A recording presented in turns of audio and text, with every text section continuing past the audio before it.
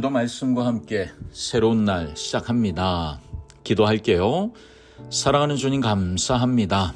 하나님의 말씀 앞에 나아가 십자가의 사건을 함께 공감하고 진리를 따라가는 것이 우리에게 은혜인 것을 고백합니다.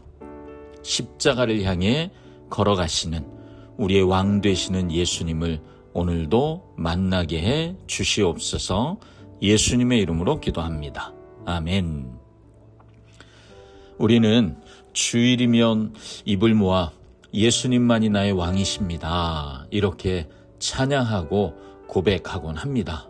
그런데 주일이 끝나고 월요일부터 또 우리의 삶의 자리로 가잖아요. 직장에 출근하시는 분들은 승진이나 이익이 걸린 결정적인 순간이 올 수 있죠. 그럴 때 나도 모르게 하나님의 나라의 진리를 따르지 않고 세상의 힘과 세상의 논리 앞에 타협하게 될 때가 있지 않습니까?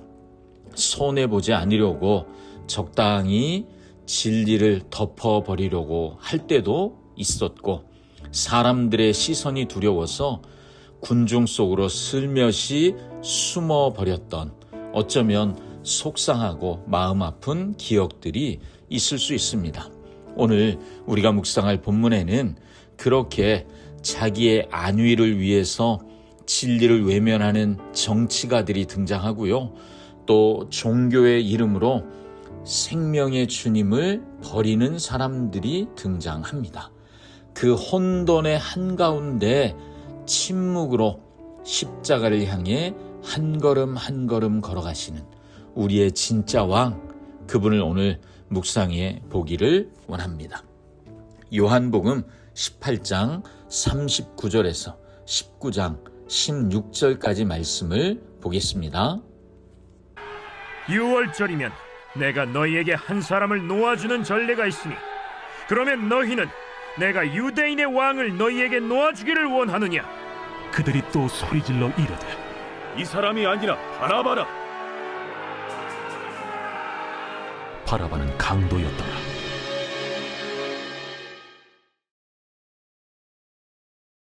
제19장. 이에 빌라도가 예수를 데려다가 채찍질하더라. 군인들이 가시나무로 관을 엮어 그의 머리에 씌우고 차색옷을 입히고 앞에 가서 이르되, 유대인의 왕이여, 평안할지어다. 하며 손으로 때리더라. 빌라도가 다시 밖에 나가 말하되, 보라, 이 사람을 데리고 너희에게 나오나니 이는 내가 그에게서 아무 죄도 찾지 못한 것을 너희로 알게 하려 함이로라. 이에 예수께서 가시관을 쓰고 자색옷을 입고 나오시니 빌라도가 그들에게 말하되, 보라, 이 사람이로다. 대제사장들과 아랫사람들이 예수를 보고 소리질러 이르되, 십자가에 못 박으소서! 십자가에 못 박으소서! 너희가 친히 데려다가 십자가에 못 박으라. 나는 그에게서 죄를 찾지 못하였노라. 유대인들이 대답하되, 우리에게 법이 있으니 그 법대로 하면 그가 당연히 죽을 것은 그가 자기를 하나님의 아들이라 함이니이다. 빌라도가 이 말을 듣고 더욱 두려워하고 다시 관장에 들어가서 예수께 말하되, 너는 어디로부터냐? 예수께서 대답하여 주지 아니하시는지라. 내게 말하지 아니하느냐? 내가 너를 놓을 고난도 있고 십자가에 못 박을 고난도 있는 줄 알지 못하느냐? 위에서 주지 아니하셨더라면 나를 해야 할 권한이 없었으리니, 그러므로 나를 네게 넘겨준 자의 죄는 더 크다. 이러함으로 빌라도가 예수를 놓으려고 힘썼으나 유대인들이 소리질러 이르되, 이 사람을 놓으면 가이사의 충신이 아니니이다. 무릇 자기를 왕이라 하는 자는 가이사를 반역하는 것이니이다. 빌라도가 이 말을 듣고 예수를 끌고 나가서 돌을 깐 뜰 히브리 말로 가바다에 있는 재판석에 앉아있더라. 이날은 유월절의 준비일이요 때는 제6시라. 빌라도가 유대인들에게 이르되, 보라, 너희 왕이로다. 그들이 소리 지르되, 그를 십자가에 못 박게 하소서. 그를 십자가에 못 박게 하소서. 내가 너희 왕을 십자가에 못 박으랴. 가이사 외에는 우리에게 왕이 없나이다. 이에 예수를 십자가에 못 박도록 그들에게 넘겨주니라. 예수님이 지금 재판을 받고 계시잖아요.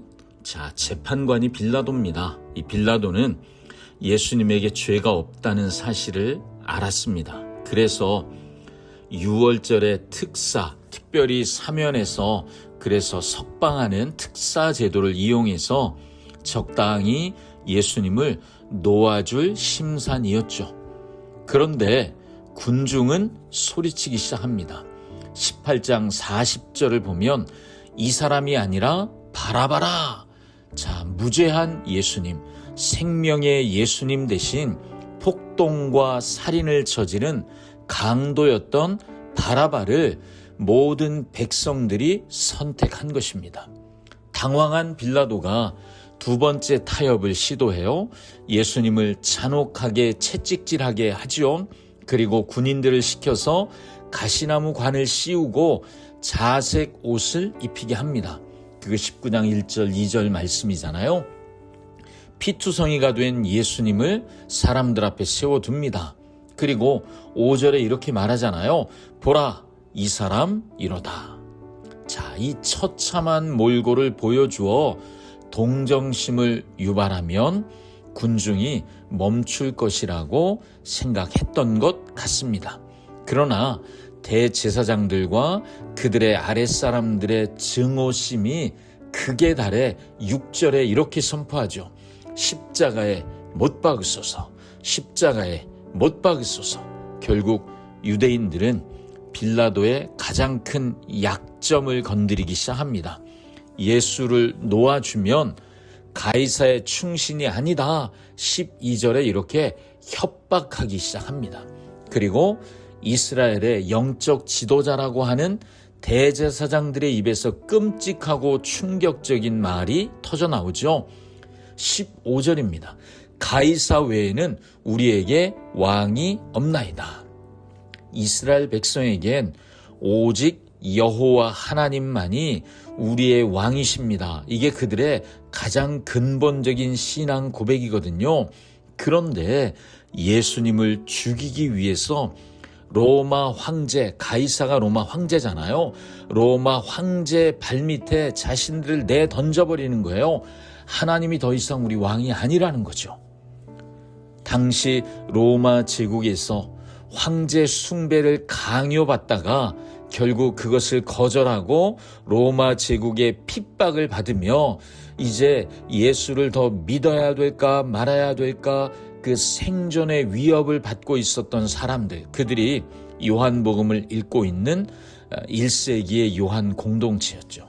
그런데 그들이 이 말씀을 듣고 읽었을 것입니다.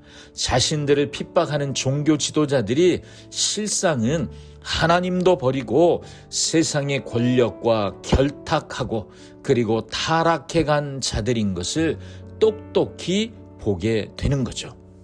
동시에 억울하게 고난받고 있는 자신들의 모습이 억울하게 고난받고 계시는 진짜 왕이신 예수님의 길과 같은 길로 연결되어 있음을 그들이 보게 되고 예수님이 먼저 가신 그 길을 자신들이 따르고 있다는 깊은 위로도 얻게 되었을 것입니다. 자, 예수님은 유월절의 어린 양이시잖아요. 진짜 왕이시지만 그 군중들이 그리고 빌라도의 비겁함이 재판에 진짜 왕을 주관하지 못하는데 예수님은 한마디도 말씀 안 하시고 침묵하시는 모습을 우리가 보게 됩니다. 사람들은 비겁하고 거짓말을 쏟아붓는데 예수님은 말이 없으시죠. 철저하게 이 장면은 하나님의 구원의 역사를 그림으로 보여준다고 할 수 있습니다. 강도인 바라바가 풀려나고 죄 없으신 예수님이 사형을 선고받으십니다. 이 교환, 여러분 이 자리를 바꿔버리잖아요. 죄인은 죽어야 하고 죄 없인 예수님은 풀려나야 하잖아요. 그런데 그 자리가 바뀌어버렸습니다. 여러분, 십자가는 바로 그런 자리인 거죠. 영원히 죽어 마땅한 바라바 같은 나, 죄인인 나를 살리기 위해 흠 없으신, 죄 없으신 하나님의 아들이 나의 받아야 할 벌을 고스란히 뒤집어 쓰셨습니다. 그리고 군인들은 조롱하기 위해서 가시관과 자색 옷을 예수님께 입혔지요. 근데 요한복음은 이 장면을 아주 자세하게 묘사하고 있어요. 왜 그럴까요? 지금 이 모습이 진짜 왕의 대관식으로 보이기 때문입니다. 무력과 폭력으로 백성을 다스리는 가이사 황제와 달리 예수님은 자신의 살을 찢고 자신의 피를 쏟고 백성을 살리시는 진짜 왕이시라는 거죠. 11절에 위에서 주지 아니하셨더라면 나를 해할 권한이 없었으리니, 예수님의 이 말씀은 십자가가 무력한 죽음이 아니라 아버지의 뜻을 이루는 자발적인 순종인 것을 보여주는 고백입니다. 결정적으로 요한은 이 재판이 끝난 시간을 정확히 기록합니다. 14절이죠. 이날은 유월절의 준비일이요 때는 제6시라. 제6시, 이건 우리의 시간으론 정오를 말하는데요. 예루살렘 성전에서 이스라엘의 죄를 사하기 위해 유월절 어린 양을 죽이기 시작하는 시간과 정확하게 일치하는 거예요. 사람들은 빌라도가 예수님을 재판했다고 착각했지만 실상 예수님은 세상의 모든 죄를 지고 가는 하나님의 어린 양이 되셔서 가장 정확한 시간에 스스로 자신을 십자가의 죽음에 내어주고 계시는 것을 요한은 이 시간을 딱 기록해 놓음으로 우리에게 알려주고 있습니다. 오늘 우리는 이 말씀을 묵상하며 우리 속을 좀 들여다보면 좋을 것 같습니다. 우리 안에는 내 자리를 지키고 손해보고 싶지 않아서 적당히 양심을 속이고 진리를 타협하는 빌라도가 내 속에는 숨어있지 않습니까? 주일에는 예수님을 나의 왕이라고 찬양하면서도 정작 돈과 성공, 세상의 평판이라는 결정적인 선택의 순간이 오면 대제사장들처럼 내게 가이사 외에는 왕이 없습니다. 이렇게 엉뚱한 고백으로 하나님의 마음을 아프게 하고 있지는 않습니까? 내가 놓지 못하는 나의 바라봐, 나의 세상의 욕심과 욕망, 이익을 얻기 위해 예수님을 내 삶에서 밀어내고 있지는 않으십니까? 피투성이가 되신 채 가시관을 쓰시고 보라 이 사람이로다 하고 우리 앞에 서 계신 예수님을 우리가 눈을 들어 볼 수 있기를 원합니다. 그 상처 입으신 분, 나를 살리기 위해 기꺼이 자기 목숨을 내어놓으신 진짜 우리의 목자, 진짜 우리의 왕, 그분을 우리가 오늘 만날 수 있기를 바랍니다. 기도하겠습니다. 사랑하는 주님, 불의한 재판을 묵묵히 받으시면서 유월절 어린 양이 되셔서 죄 없으신 분이 바라바처럼 온갖 죄를 품고 사랑했던 나를 위하여 십자가를 향해 걸어가시는 모습을 오늘 우리가 묵상을 통해 봅니다.